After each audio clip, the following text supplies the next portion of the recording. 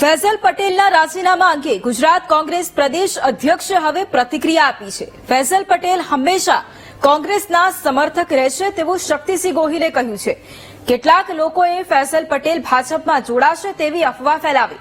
અફવા ફેલાવનારાઓએ ફૈઝલ પટેલનું ટ્વીટ પૂરું જોવું જોઈએ। મુમતાઝ પટેલ પણ ભરૂચમાં તાલુકા પંચાયતની ચૂંટણી માટે પ્રચાર કરી રહ્યા છે તેવું કહ્યું।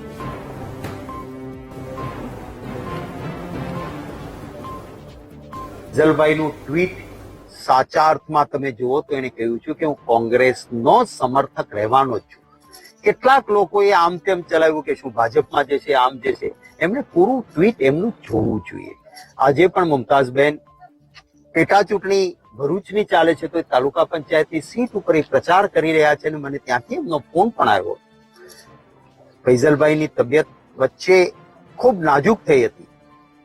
ઉપરવાળાનો પહાડ કે એ બીમારીમાંથી એ મુશ્કેલીમાંથી ફૈઝલભાઈ એક સંઘર્ષ કરીને એ બીમારીમાંથી પણ બહાર આવ્યા છે। કોઈની આવી પરિસ્થિતિના સમયે વ્યક્તિગત બાબતો પર મીડિયાના મિત્રો પણ આપણે સંયમ રાખતા આવ્યા છીએ। ત્યારે આ સંયમ સોશિયલ મીડિયા અને મીડિયામાં પણ જળવાય। વ્યક્તિગત કે કૌટુંબિક પરિસ્થિતિના કોઈ કારણોને પોલિટિકલ કારણો સાથે ન જોડીએ એવી નમ્ર વિનંતી કરું।